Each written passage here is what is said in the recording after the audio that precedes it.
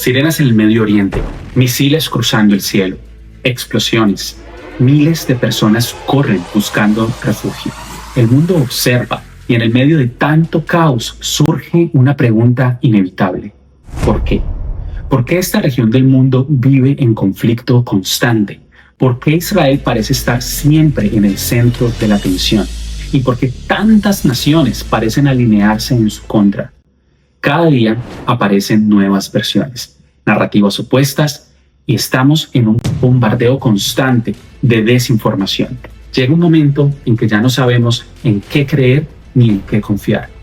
Pero, si te dijera que todo esto ya está escrito, si te dijera que la Biblia ya describe las tensiones entre Irán e Israel y narra exactamente cómo termina todo, acompáñame a explorar qué dicen las Escrituras sobre este conflicto y hacia dónde se dirige el curso de la historia. En el capítulo 38 del libro de Ezequiel, el profeta describe una coalición de naciones que se levantan en contra de Israel.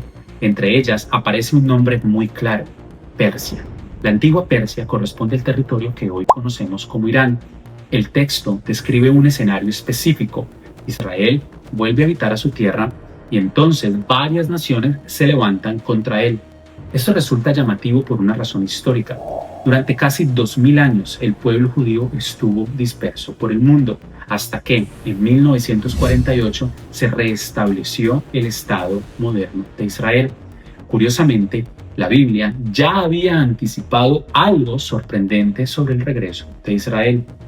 Isaías, quien profetizó múltiples acontecimientos y quien vivió cerca de 740 años antes de Cristo, lo dijo así: alzará bandera a las naciones, reunirá a los desterrados de Israel y juntará a los dispersos de Judá de los 4 confines de la tierra. Y más adelante, en otra de sus profecías, pregunta: ¿quién oyó cosa semejante? ¿Quién vio tal cosa? ¿Nacerá una tierra en un solo día? ¿Nacerá una nación de una vez? Esta es una referencia impactante al nacimiento moderno de Israel como nación en un solo día. Por primera vez en siglos, el pueblo judío volvió a tener un estado en su tierra ancestral y millones de personas dispersas en los 4 confines de la tierra han estado inmigrando a Israel tal y como estaba profetizado. Desde entonces, la región ha estado marcada por tensiones constantes. Pero aquí surge una pregunta profunda: ¿por qué tantas naciones se oponen a Israel? Desde la perspectiva bíblica, la respuesta no es solo política o geográfica. Israel ocupa un lugar central en la historia de la redención. Fue a través de Israel que Dios reveló su ley. Fue a través de Israel que reveló a sus profetas. Y finalmente fue en Israel donde Dios decidió hacerse carne en la persona de Jesús de Nazaret. Por eso, estos conflictos revelan una batalla que va más allá de carne y sangre. Revelan una batalla espiritual y resistencia ante el plan de Dios en la historia. Es por ello que cuando miramos todo lo que acontece en el mundo, es fácil pensar que todo está fuera de control. Pero la Biblia insiste en algo que cambia completamente la perspectiva. La historia no está en manos de los gobiernos, está en manos de Dios. El libro de los Salmos lo expresa con una frase poderosa: unos confían en carros y otros en caballos, pero nosotros confiamos en el nombre del Señor nuestro Dios. En la antigüedad, los carros y los caballos representaban poder militar. Hoy podríamos decir misiles, ejércitos, tecnologías, alianzas internacionales. Pero el mensaje sigue siendo el mismo. La verdadera seguridad no está en la fuerza humana, está en Dios. Y si esto es así, aquí viene otra pregunta importante: ¿por qué Dios permite tanto sufrimiento? ¿Por qué Dios permite todo esto? ¿Por qué permite que tantas personas inocentes sufran? La Biblia nos enseña que el mundo vive las consecuencias del pecado humano: violencia, orgullo, ambición, injusticia. Las guerras no nacen del plan perfecto de Dios, nacen de decisiones humanas. El sufrimiento es resultado de las decisiones humanas. Y si Dios eliminara todo el mal hoy, tendría que también eliminar nuestra libertad. Y sin libertad no hay amor.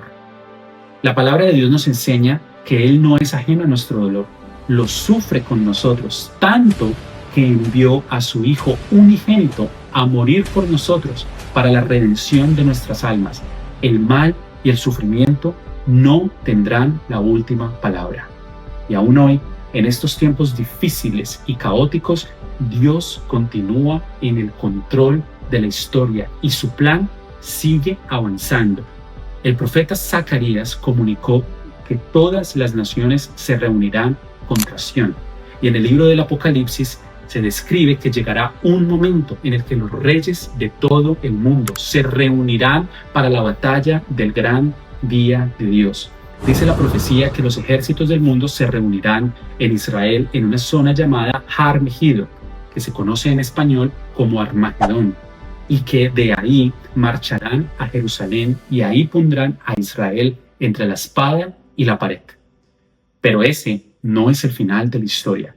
Dice la palabra que en ese momento Jesús volverá desde los cielos en un caballo blanco y con justicia peleará y juzgará. Explica el pasaje que en esta venida de Jesús será la gran victoria de las fuerzas del cielo en contra del mal, y el mal será finalmente vencido y erradicado del mundo. La esperanza es clara.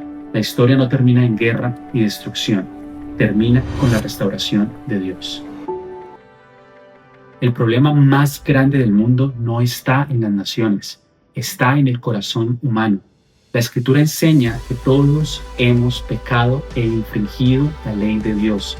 Hemos mentido, robado, deseado con lujuria al prójimo, codiciado, hemos guardado rencor. Todos hemos hecho cosas que han lastimado o herido a otros y no siempre hemos honrado a nuestros padres. Estamos llenos de ídolos, que son todas las cosas y sentimientos que tú y yo ponemos antes que nuestra relación con Dios. Y todos esos errores nos separan de Él. Por eso, la necesidad más urgente del ser humano no es la paz política, ni la estabilidad económica, ni el poder militar. La necesidad más urgente es la salvación del alma. La Biblia dice que Dios mismo abrió el camino. Él nos envió a su Hijo, Jesús de Nazaret, al mundo. Él vivió sin pecado, cargó la cruz del pecado de la humanidad y murió para pagar la deuda que ni tú ni yo podíamos pagar.